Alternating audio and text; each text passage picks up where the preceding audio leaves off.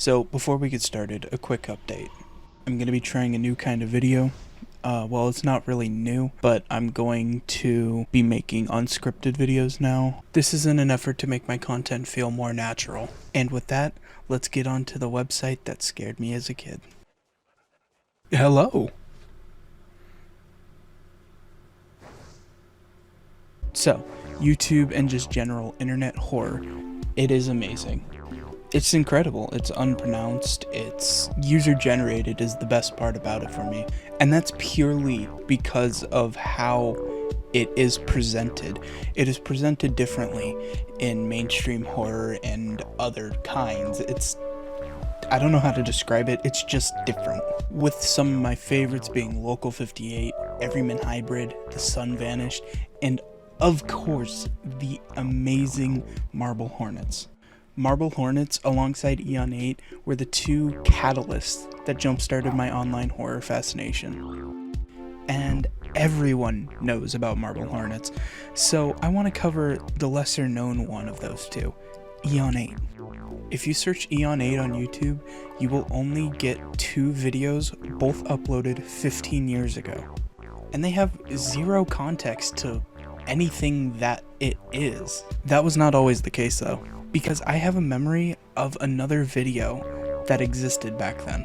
It was one of those ooky spooky videos that people used to upload in 15 minutes on Windows Movie Maker with the Saw theme in the background.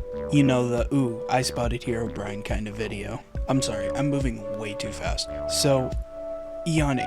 What the hell is it? The farthest back I could go on the Wayback Machine was February 3rd of 2006. The look of the site was really simple. Eon 8 just was a black screen with a logo in the middle saying E8 and below it Eon 8, and even below that it had a counter. And at first no one knew what the counter was for, but it was counting down to July 1st, 2006. At the bottom of the page, underneath the links that took you to different parts of the site, we'll get to that in a moment, was a line about Eon 8 updates. This would change throughout the course of Eon 8, but as far back as the Wayback Machine can go, it only says update. Group Blue 15 has now been reassigned to Project X21-B. This would update later as Eon 8 deployment tracker is now active. I don't want to go over every single one, but just know it would periodically update throughout various stages of Eon 8's deployment. The links above that though were more interesting to middle school me. Home brought you back to the home screen that we already discussed. Project X21B, Project Z Theta 9, and Login all appear to be dead. Eon 8 deployment tracker and Eon 8 deployment logs, however, they had a little meat on their bones. Let's start with the Eon 8 deployment tracker. Clicking this link would reveal a, again, completely black screen, as is the theme of this ARG or whatever you want to call it, except this page had a world map and a current deployment as of whatever time you were checking the site. Eon 8 development logs had codes listed from 1 to 10. Quick editor's note, when I went to go and get the screenshot for the Eon 8 deployment logs, I could not find an archive of the website with 10 entries. I do not know where I got the 10 number from. As you can see, there's a list of 15 and 18. Anyway, back to the video. I have no clue what the list of numbers mean. I checked the FAQ that the site linked to after the project was complete, and there's no mention of it. I'm sure it's easily convertible, but I don't know what to convert it from. There's more that I want to talk about, but I'm going to save that for a future video. Spoiling the end though, it turns out it was just a social experiment, made by a random guy named Mike in Florida. Almost next to nothing is known about Mike, other than he's 23 and he's a web designer. Saving most everything for a future video, I do want to leave you with one thing, and that's how influential this was to my interests as now an adult.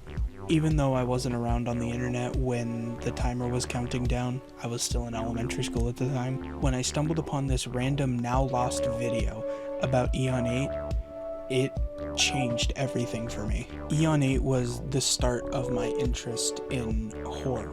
And since I didn't see anybody else covering this, I wanted to make a video about it and get it out there to the world. Because it's one of those things that if you set aside what we know now, it is still incredibly interesting.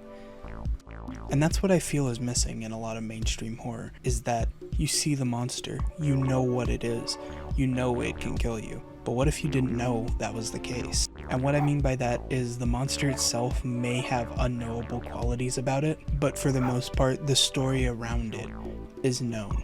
And that's something I believe that horror should take a more interest in, because the human mind can be a hell of a lot more scary than anything a director can conjure up.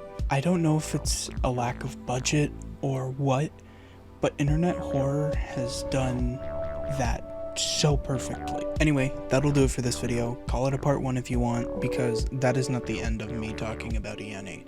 I do want to make a second video. But for right now, I will see you later.